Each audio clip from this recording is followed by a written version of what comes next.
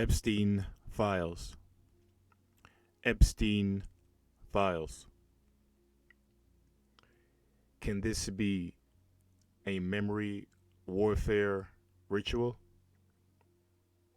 Epstein files. Can this be a memory warfare ritual? All right, this is what the show, obviously is going to go into. Um,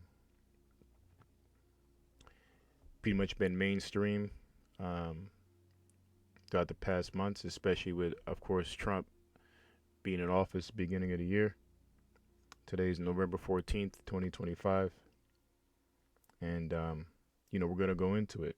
You know, I looked up memory warfare, and I was even blown back of the definition. And, you come to your own conclusions and see if you could relate it to this whole Epstein situation. But we're going to show and prove through the spirit and of course finish off with the spirit of Yahweh Bashim Shai by way of his holy scriptures. I'm going to go in. I got two precepts I'm thinking about: principalities of this world. We're going to go into that, and then the stargazers, the prognosticators. Um, so anyway, again, Epstein files. Can this be memory warfare? So we're going to go right into that. First off, I like to say, Kal Halal, Yahweh, Bahashim, Yahushai, Bahashim, Rahwa Kodash. Thawada Yahweh for giving us Yahushai. Double honors to the apostles of GMS who have the 100% spirit of Yahweh, Bahashim, Yahushai in them. Double honors to the CT bishops, our Begakim, and greetings and salutations to the Yakim in this country and all over the world, prophesying in the true name of Yahweh, Bahashim, Yahushai, which is none other than the power of the nation of Israel, which consists of you so-called blacks, Latinos, and Native Americans, and anybody who are descendants from those people on their father's side. Shalom to those who are scattered abroad. I am your Iquab, Lord of Willing, serving the King of the universe, King Yahushai, from the power of Yahweh, all right, the Father of our Lord and the Father of the nation of Israel, starting with the Lord and the elect. All right, the 1/3 elect of the nation of Israel that is prophesied to be saved. So again, one more time, one more again. Epstein files. Can this be memory warfare ritual? All right, and a ritual, by the way, is a religious or a solemn ceremony consisted of series of actions performed according to prescribed order. Right, I just read that off. Basically, a ritual is dealing with some, praying and doing certain acts uh, in the name of a god or an idol. All right,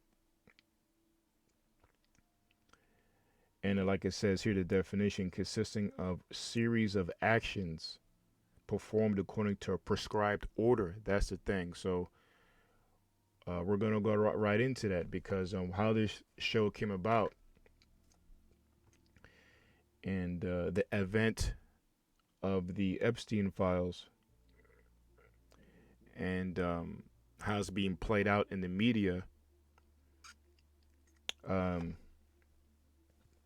found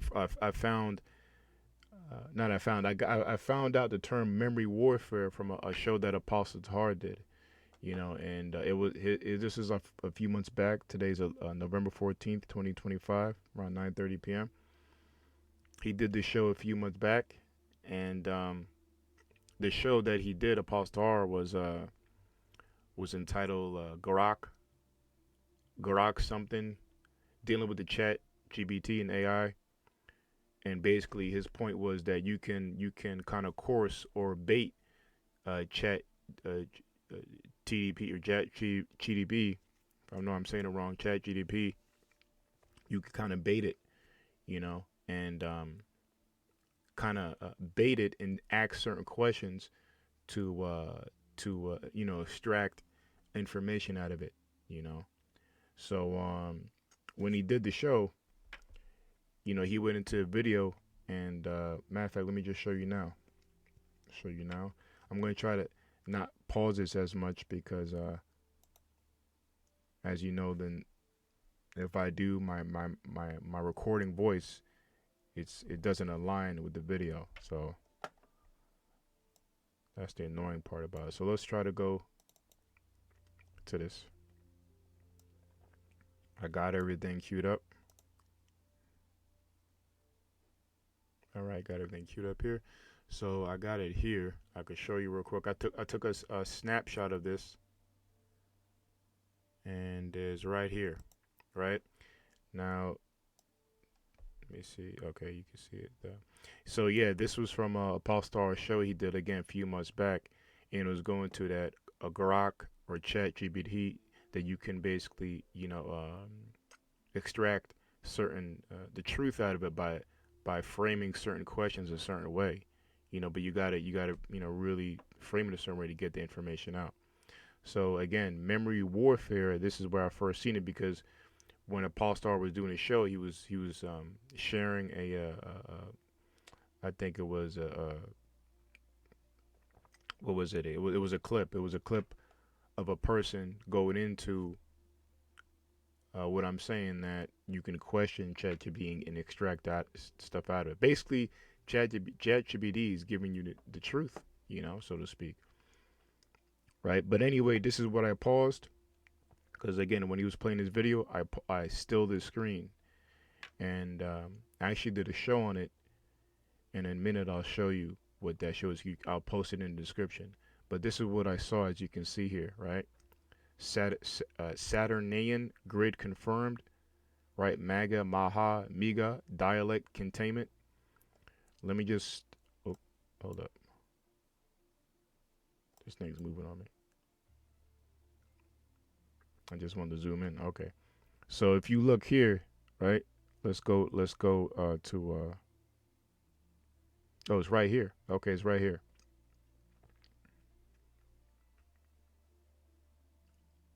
Slack you, man. All right, so it says Saturn grid. I'm trying to get it to. I'm sorry, Slack you out there. Saturn grid confirmed, right? Maga, Maha, Miga. It says equals dialect containment. This is from a chat GBT outline or something, and it says Elon's AI grid equals mind grid expansion under Novus auto coding. You already know what that means, right? To believe that's in a Greek or a Latin, mean basically no order, right? So again, it's very simple. This is telling you what, like, the equal is telling you what it is. So MAGA, that looks familiar, right? Make America Great Again, which goes back to the slogan. Yeah, the slogan. And if you kind of have spiritual eyes, because we're dealing with the spirit, right? All things is of the spirit. Spiritualized first is this is basically witcher language, in my opinion. Just like I said in the previous video I did before, like how Obama was put in the office. Obama, um, what's his name again? Barack Obama. Um, what was his theme when he was doing his campaign, which was "Yes we can, yes we can." And if you play that backwards, plenty of videos to show that he's basically saying, "Thank you, Satan. Thank you, Satan." But anyway, these slogans are created by your AI, and I believe this created by Palantir. That's another subject which I did a show on. Anyway, Maga Maha Miga, right? That's dialect containment. So you can see that, right? Dialect containment. So they're making you say these chants, which is enchantment. They're making you say that, but it's really a underlying meaning behind these words, right? Again, I got this from a Paul Star show, and I paused it. I said, "Oh wow, look at this, man." So again, then you got Golden Age. Now, Golden Age is a satanic phrase. Brothers out there, you probably little know more than me on that. You could probably post what you got to post and share knowledge. Paul Star went into this too. mentioned in a few shows. The golden age represents a demonic age, really, what they're going to bring in. A golden age, if you look at it, really represents like the height of society, right? Like a euphoria. Not euphoria, is that I'm saying it right? Not euphoria. What's the opposite of dystopia? Or utopia, right?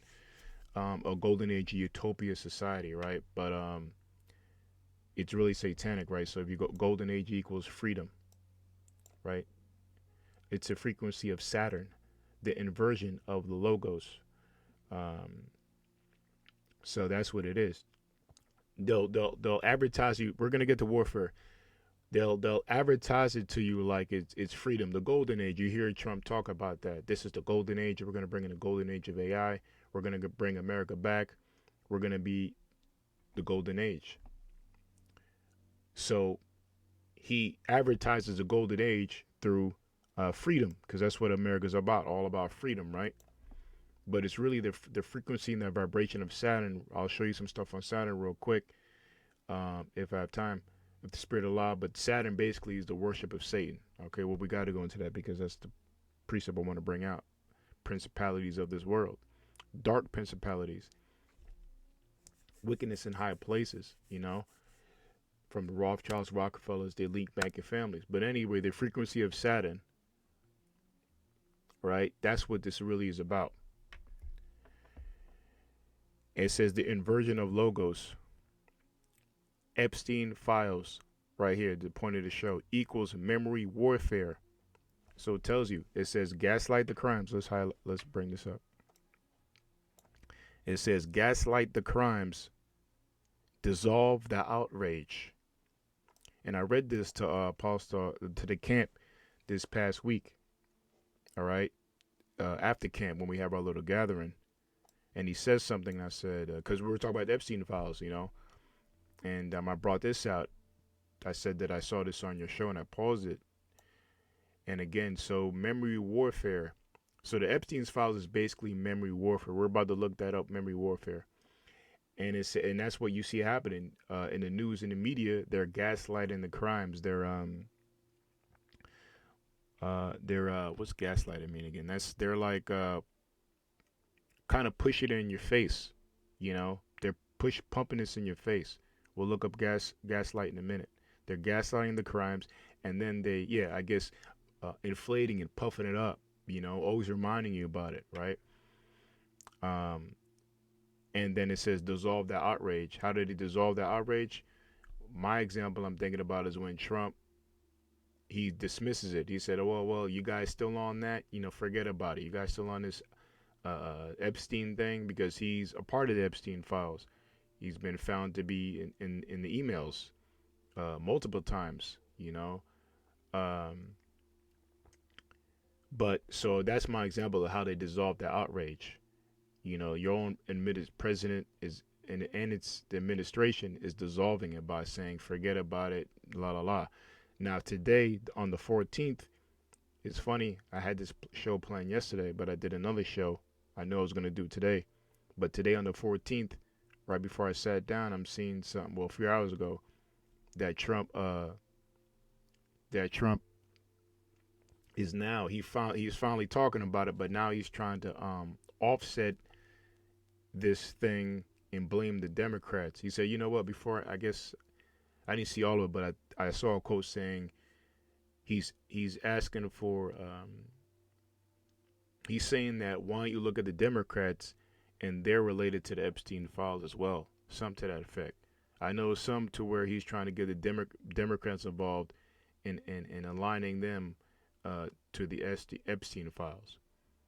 So he's trying to do what's the word? Divert the light off himself. It's lucky. That just happened today. So I was like, wow, because he was really ignoring these questions, you know. And again, when we look at inversion of the logos, that basically represents the truth, the truth of the Lord. So everything they're doing is basically opposite of, basically, it's another word for satanic. The logos represents the Lord, or the cross that he died on. The inversion means upside down or flip inside out, whatever have you. inversion of the logo. So really inversion of the truth, right? So that's what this whole Saturn thing goes into, because if you go into the worship, if you go into Saturn, Saturn is basically the worship of the hexagon. I'm about to show you hexagon on the top of the north pole of the planet, but also it's a planet, a harsh, cruel planet with no light. Basically, it's all darkness, right? So I just wanted to read that to you, and again, I did a showing it. So you see all this stuff here, right? Just read it real quick. The beast grid clothes itself in light, but beneath lies biometric. See, biometric. We know what that is. MOTB, biometric change and cognitive subjugation. Okay. I'm not gonna read the rest because I already did a show on it. I'm gonna post it in the description because I'm already talking 16 minutes, man. So let's get right to the definition. All right, let's go right to the definition of warfare, memory warfare.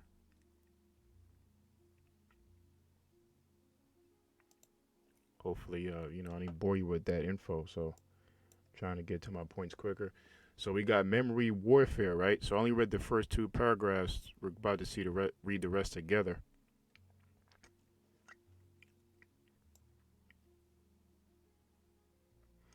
Okay, so as you see here, it says memory warfare, right? It says refers to political disputes over the interpretation of historical events, often involving the manipulation of memory through various means. It can also refer to the broader concept of how memory is used in conflict, both by individuals and societies. Additionally, it can refer to a 2025 film, a 2022 podcast, blah, blah, blah. So, memory warfare, political and historical interpretation. It says a memory war is a political struggle over how to remember and interpret historical events, particularly in Central and Western following the World War II. So as I read this, just think about the Epstein files, okay? Just think about the Epstein files while we read this and see if it doesn't fit the description. All right. Again, let's read this top again. Memory warfare refers to political disputes over interpretation of historical events. Political disputes is basically disputes is an argument. It's a disagreement. It's a debate. So you have people debating, Democrats, Republicans, people debating. That's all they do, debate the citizens against the government officials, elected officials, right? So there is disputes, and it makes perfect sense, the Epstein thing, because this Epstein thing happened way back. Well, this Epstein thing, when you go into it, you got to go into your memory, because they're pulling up what they do. They're pulling up pictorial pictures, and I forgot to mention another point. Damn, Eustace Mullins. We're about to go into Eustace Mullins. So many things go to my mind. What they do is they're bringing up old photos of Trump, with Epstein. They're showing Epstein with all these people in the past, 10 years ago, 20 years ago, 30 years ago. You know what I mean? So that's memory. You got to go back in your memory to remember those, to look at these pictures, and basically go back in your memory, right, to look at these pictures. Slovakia, how I'm speaking.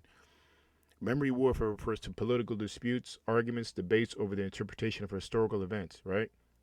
Often involving manipulation of memory through various means. So let's skip down. So again, we read that first part of memory war is political struggle over how to remember and interpret historical events. Is this not happening now? Right? There's a struggle, right, to how this the interpretation of this, pedophilia is involved, these sexual perversions are involved, minors are involved, and etc. etc. Part 2, it says, and it involves competing It says it involves competing narratives, right? And memory, a memorialization of past conflicts, which can influence social cohesion and attitudes between groups. All right, I think cohesion means like let's look that up real quick. Like to agree as a unit. Let's double check cohesion. Yeah, it says the act or fact of forming a united whole. Okay. The whole at present lacks cohesion. The sticking together particles or some same substance. So, okay, the action of or act of forming a united whole. All right. So that's what's going on. You see in the country, all over the country, and this is worldwide, but we're focused on America, right? That it's a united whole, right? That people want to find out what's going on with this Epstein thing. So it involves competing narratives, right? That's what's happening, and the memorialization of past conflicts, right? Which can influence social cohesion, right? The people, basically, and attitudes between groups, and that's what's happening. There's basically, the Democrats have attitude, the Republicans have attitude, the citizens have a attitude against their officials. The officials have attitudes against the citizens. This is not a big deal. That happened in the past. You guys still on that thing? So there's a great divide, and that's where Satan is, like the scriptures say, like the Lord said, right? A kingdom divided against itself shall not stand, and it shall come to desolation.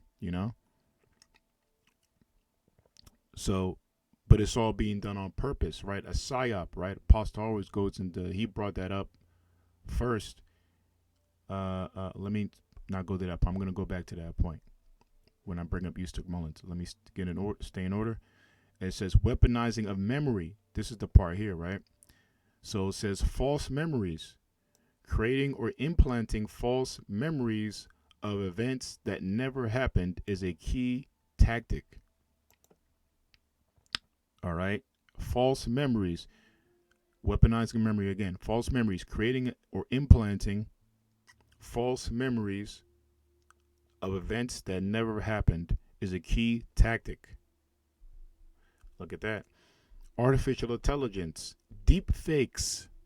Deep fakes can be used to create convincing but false videos and audio to influence what people believe happened. Okay, consider that. Manipulation. We're reading about, again, memory warfare. This is the tactics. Again, manipulation. Memory can be manipulated through trusted sources by creating fabricated events or by using propaganda to serve a political agenda. And propaganda, when you look at that word, it basically goes back to spread, right? And to spread in efforts to persuade the public to support the government's agenda. Okay, so again, like example, Pearl Harbor. When Pearl Harbor happened, right? Pearl Harbor, when the Japanese, the what's those fighter jets? I forget what they're called. And the Pearl Harbor situation happened. That's what eventually, when the Japanese airplanes crashed into the Pearl Harbor on those submarines and boats. That's what it enacted or activated America, right, to go to really enter the war in World War II. Again, the World War II was from 1940 to 1945, but America didn't really get involved until that Pearl Harbor situation where they retaliated, and that was in 1943, and the war ended in 1945 with the bombing of Hiroshima and Nagasaki, right? Fat Man and Little Boy, the Manhattan Project. So anyway, it says by using propaganda to serve political agenda. I bring that up because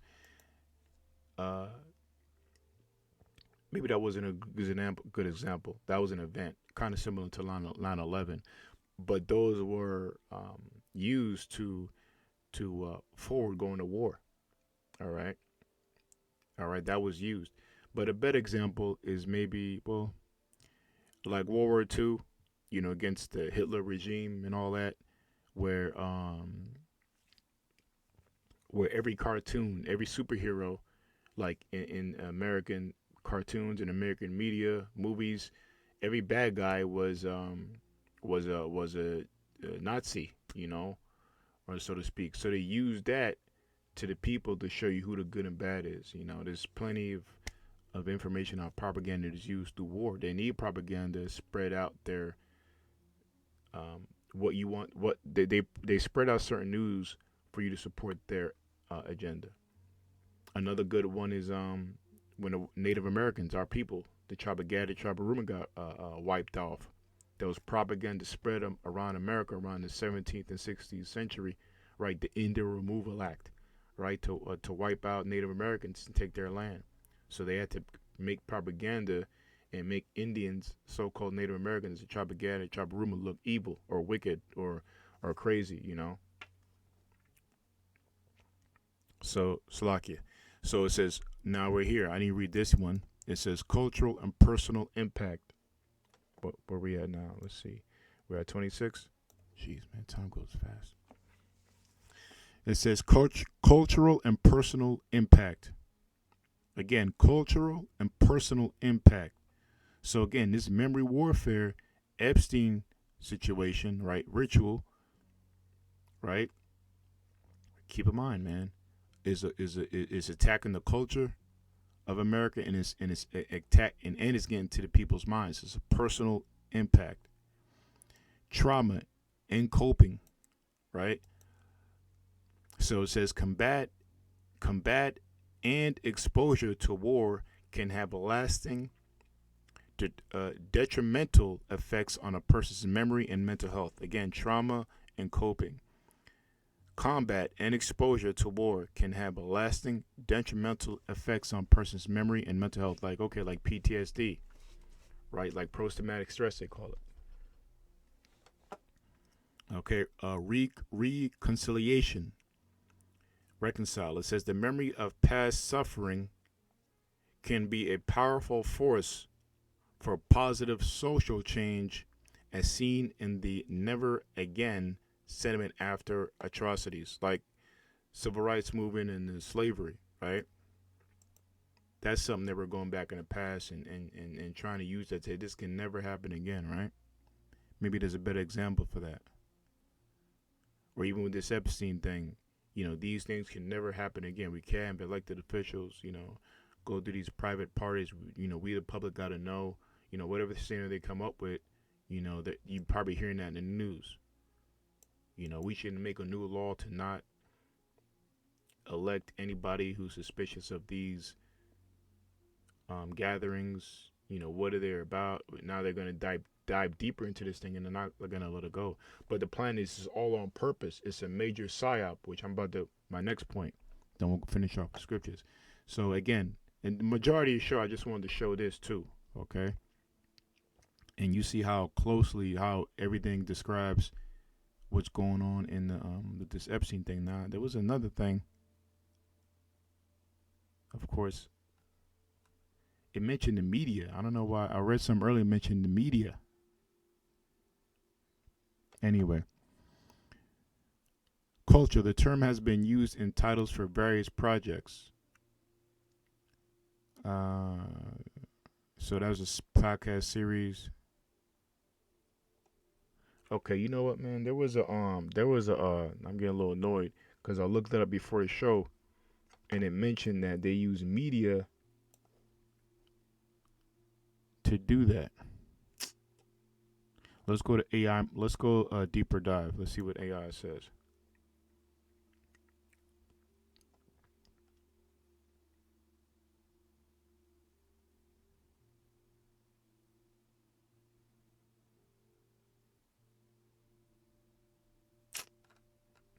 I'm getting annoyed.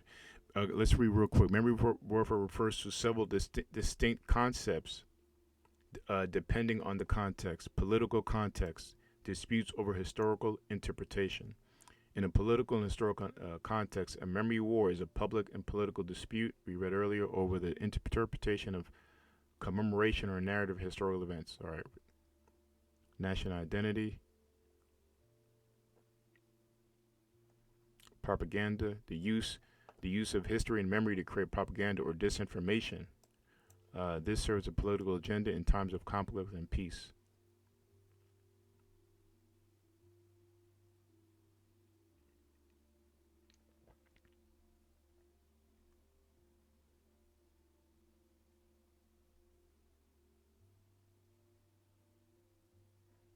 Okay, the psychological and legal context. The memory wars of the 90s. In the 90s, the memory wars or repressed memory wars was a legal and psychological debate ignited by a wave of court cases that relied heavily on recovered or repressed memories of childhood abuse, often resurfaced during therapy. The core conflict was over the scientific validity of repressed memories, whether such memories were genuine or influenced by suggestive therapeutic techniques.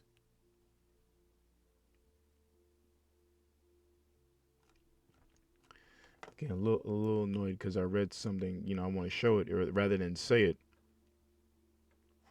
I read earlier that they listed the media.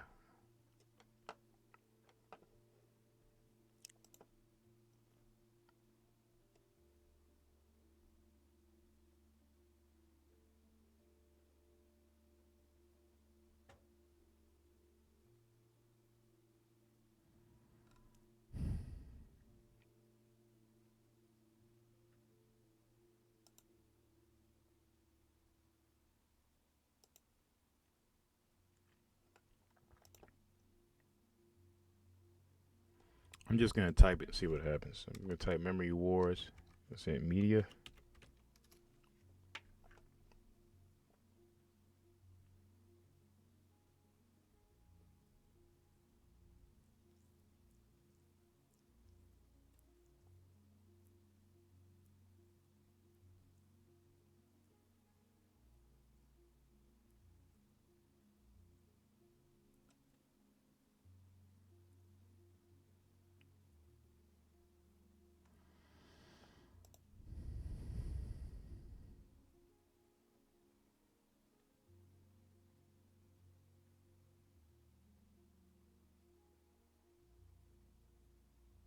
Okay, I see it here. I see it too. So let me go to this one first. It says concept and themes.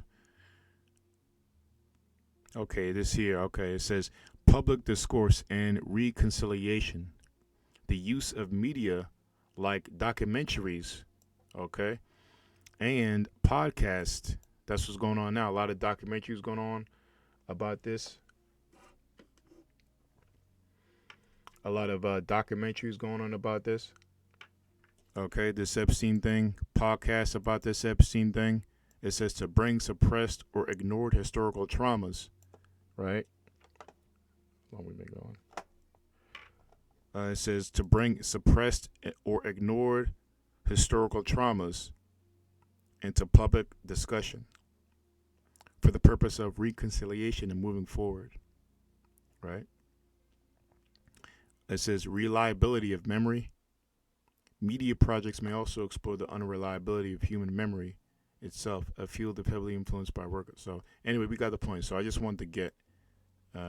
It says the use of media like documentaries and podcasts to bring suppressed or ignored historical traumas into public discussion for purpose of reconciliation moving forward. So that's what's happening now. They're bringing this back up. You got people out the woodworks talking, victims coming out and saying, yeah, this and that. Let's see here. Key examples include that was already. It says the term is also describes the broader concept of weaponized history in media and political discourse, a concept explored by organizations like the SNFR, Arga Institute. So I don't know who they are, but this is the line I want here. The term also describes a broader concept where they weaponize your history against you, and they use it. The media, your news, basically your news stations, okay, and political discourse, right? What's going on now? Now Trump's blaming the Democrats for this. It says a concept explored by what's this here. Then I'm going to go to Eustace Mullins, and then we'll go to scriptures. Well, I'm not going to read all that, so maybe I'll read it later. Public service spirited media takes on the memory wars.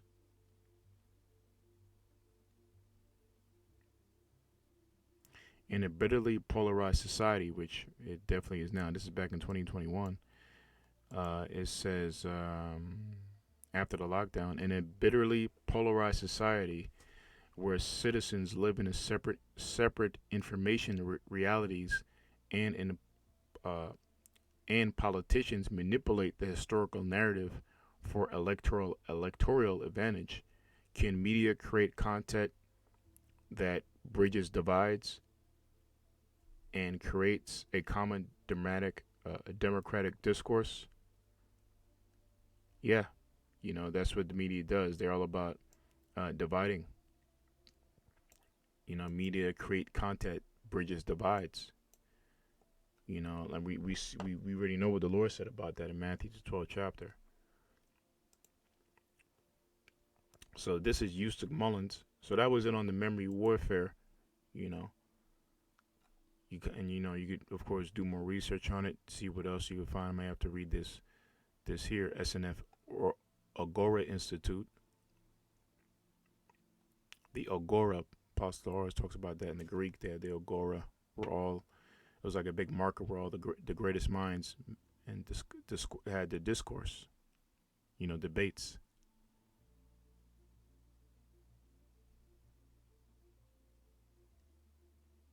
So again, this was a term I didn't really know about, man, until again I paused that still, and I saw. Let's go back to it real quick, and then we're gonna go. Let's go to Eustace Mullins. Now Eustace Mullins, I know him through the when I first got in Truth back in '08, and the beloved CT Bishop Elder Tazadagba. Um, he gave me and Elder Nas like a lot of videos, a lot of DVDs, going into, the New World Order, satanic symbolism, and history. So one of them had Eustace Mullins on there. I think two of the DVDs. And my point, I'm bringing him up because he wrote the book, what was Secret of the Federal Reserve, right? So he broke down. That's where I got a lot of the knowledge of the Federal Reserve Note, how it was brought in, how it was written into law, how I think Woodrow Wilson, is it here? Woodrow Wilson was supplanted into legislating the law by the Rothschilds or the elites, and basically it was a handing over the citizens' rights and livelihood, really the money over onto the bankers. You know, tax reform and just getting taxed on a certain level where they changed the whole structure of money and really had basically even more power to the elites, right? So anyway, I bring up Eustace Mullins because um, in the DVD he said if anybody's in the news, if anybody's in the news, right, they're basically they're plants and they're basically meant to be there on purpose. They're not there by accident, or anything like that. And once I learned that way back then, you know, um, that made it a lot easier for me to decipher, what's real or fake on TV, which for the most part, 90%, in the 90 percentage, a lot of stuff is fake, or especially the media, major media networks, you know. Now I won't say fake. In their news, the quote is, "There's truth in their lies, and lies in their truth." That's how you gotta look at the media. So they'll give you a little bit of truth, but a lie. Then they'll give you a lie, and they give you slice, put a little truth in there again to persuade you, manipulate you. So anyway, the point is when somebody's on there, excuse me, like a topic like the Epstein situation is getting pumped, uh, uh, um, looped through your TV, and all these media stations b- programming your mind because TV is a program. It programs you, right, telling you what to think. So they're programming your mind and constantly bringing up this Epstein thing, this gaslighting, and go basically memory warfare, what we just read. All right. So I'm going to go into the scriptures, but let's look up next. Let's look up gaslighting real quick. I kind of forget the definition.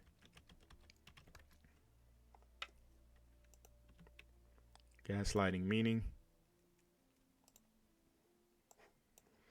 Gaslighting, making you question reality. There you go. So you get they're making you question your government on purpose. Okay, convincing you that a problem isn't a problem. That's happening too. Reverse victim offender. Someone quicker out there can get that before. Reverse victim offender. Okay. So now I guess the government's playing victim. I don't know. Reverse. I don't know how to interpret that. Reverse victim offender. Lying even when there's proof. Yeah. So there's plenty of proof that Trump is in these emails, but he's still lying. Like what's the Speaker of the House? That I forget her name. But I just saw her today talking about um, saying that it's a lie, the Epstein thing, and etc. But is obvious proof that he was involved. So they're lying even when there's proof. Projects their own projects their own behavior on you. Yeah, that's it. So anyway, telling you you're imagining things. That's what. So all these things you can find what Trump and his administration are saying all this. So they're gaslighting it and making you feel bad for bringing it up. So I'm not going to read all this gaslighting, but that was good enough.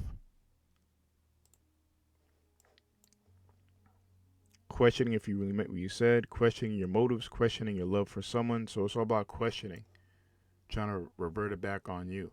So that's why you say, yo, we'll look at the Democrats.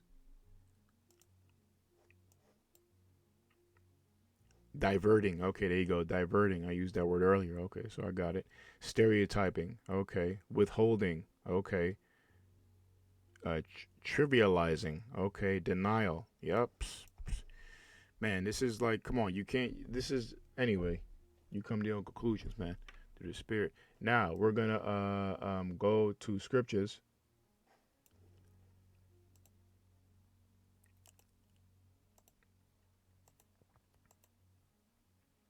So, again, Eustace Mullins, he's like the best.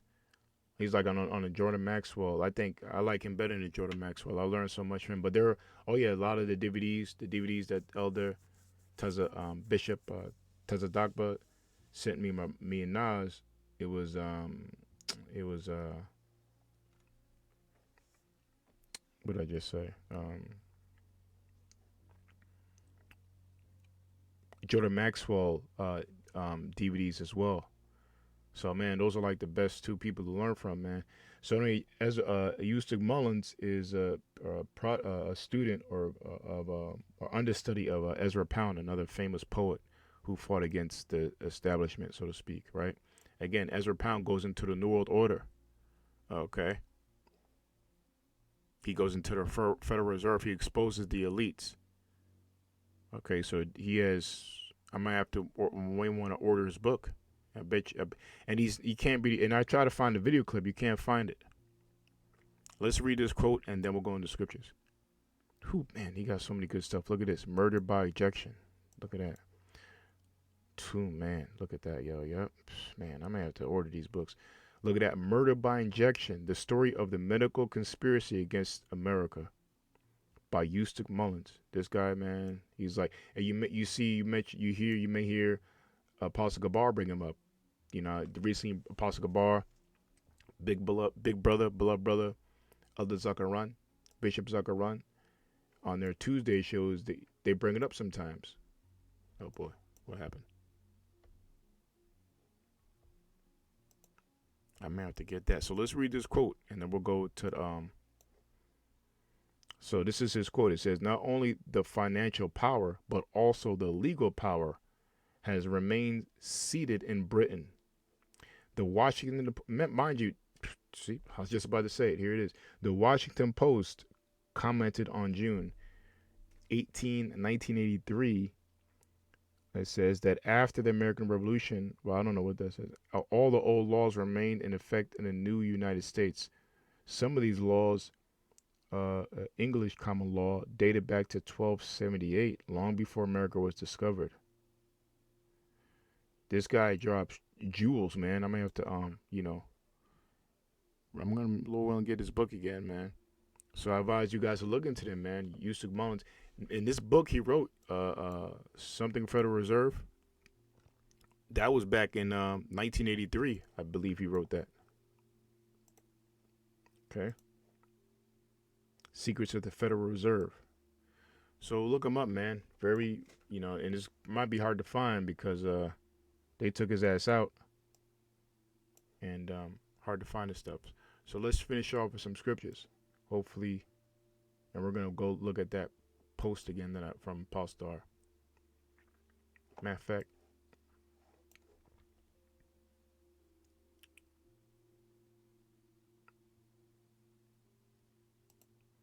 so again, let's review this one more time. Then we're gonna finish off the scriptures because we're about to go into the basically what the scriptures say.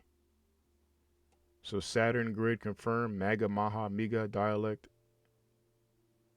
Right? Matter of fact, I'll post this show. You can see it. I just want to show one thing. At the bottom here, right? It says, let me see, exposing. Yeah, this is exposing esoteric infrastructure behind political distraction. Right?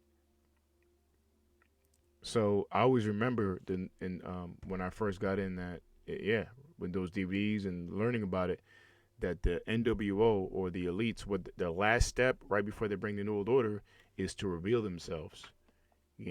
Revelation of the method, and they're so powerful that you can't do anything about it. Not like you can fight against it. There's nothing you can do. So it says exposing esoteric. Esoteric means under, not noticed, secret infrastructure behind political distraction. So right, so you people are being distracted by this. It's really a distraction. It's really diversion. What's really going on? It's a major psyop on high levels. It's a ritual, man. It's a ritual to the worship of Saturn. It says here, Saturnian deception acknowledged and countered. All right, because a lot of things are being revealed that this is a ritual, so they're gonna tackle that too. They're gonna acknowledge it, give you a little bit of truth, but then they'll counter it with something else. Whatever lie that is. So it says containment fractures, kingdom advances, the grid trembles. The kingdom computes for us. Their kingdom they're talking about is the New World Order, right? The New World Order. So you see here, logos, Epstein files equals memory warfare, gaslight the crime, and dissolve the outrage. So let's go to scriptures. I may have to pause it so my mouth, my wording may be off. All right, so I may have to call because I got to shorten this so we can read. Matter of fact, let's go to the scriptures. Principalities in high places.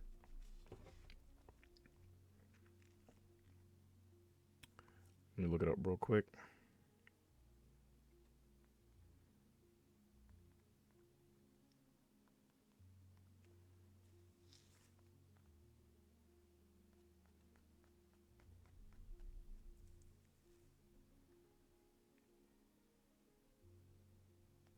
All right, this is Ephesians 6 and 12. We're going to look at that.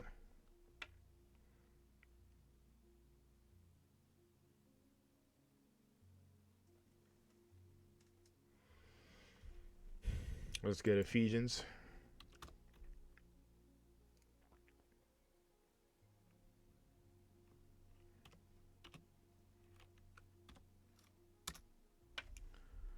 Let's get Ephesians, all right? This is 6 and 12.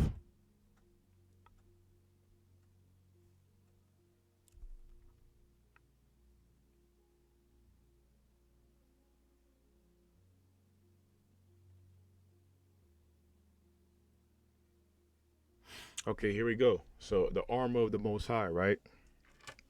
But see, that's the elect.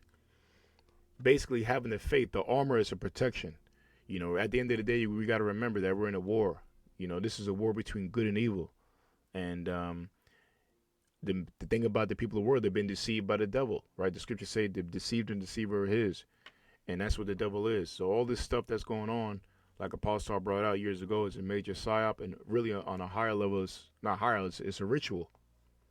All right, psyop being conducted by a government, the CIA, Palantir, all that. So it says the armor of God. It says, finally, my brother, in Ephesians 6:10, finally, my Akim, be strong in the Lord, Abba Yahweh, Wa Yahweh Shai, Bahashim Yahweh Shai. I'm saying the Most High, He to be the omnipotent one, in the name of the Lord, the deliverer. So finally, my brethren, Akim, be strong in the Lord. Kazakim, that means strength in Hebrew, and in the power of his might. Finally, my brethren, be strong in the Lord and in the power of his might, which is faith. Okay? Put on the whole armor of the Most High, that ye may be able to stand against the wiles of the devil. Okay? That's that. What's the armor? What is the man of the Lord's armor? What's the elect's armor? Faith. Okay? Faith in Yahweh Shai. Faith in Yahweh Bashimai Shai. All right? That's what's ultimately going to protect us, man. Right? And with ultimate faith, let's keep reading before I go on. Put on the whole armor of the Most High, that we may be able to stand against the wiles of the devil. Right? For let's see what wiles means in the in the Greek.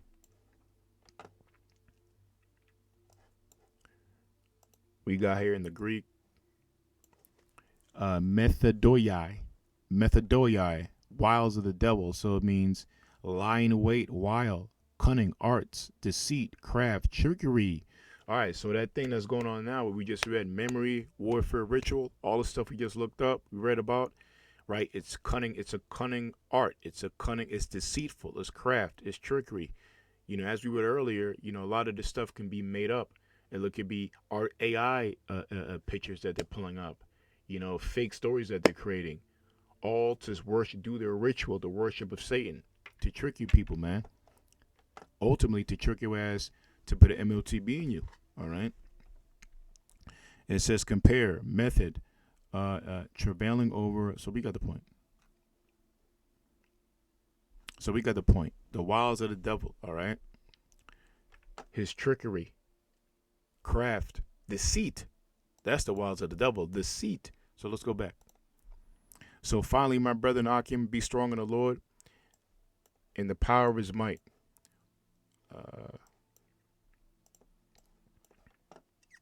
It says, put on the whole armor of the Most High, that ye may be able to stand against the wiles of the devil.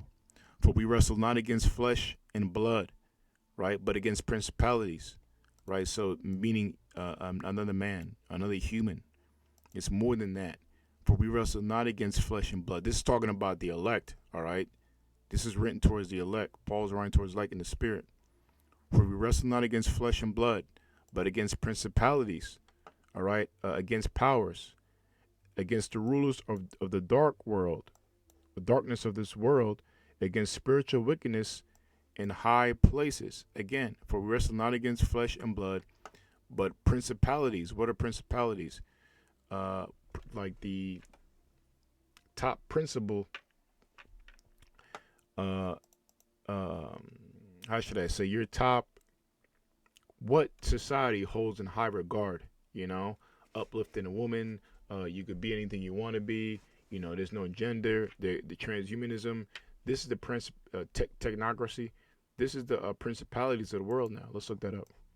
Principalities can refer to two main contexts, historical context and spiritual context.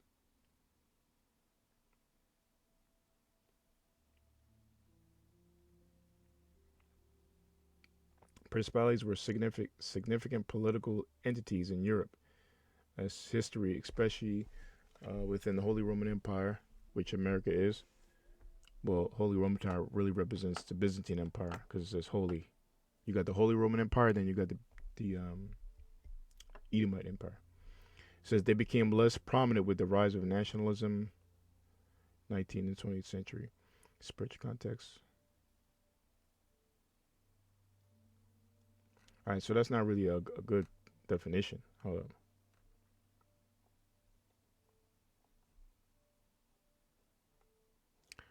No, I'm looking for the principality, man. Oop.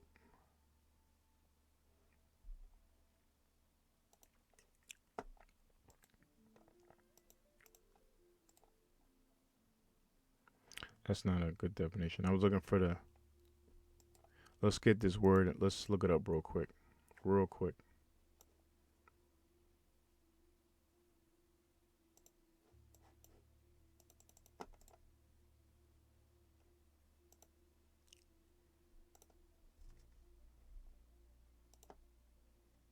Principality, a state ruled by a prince. Okay.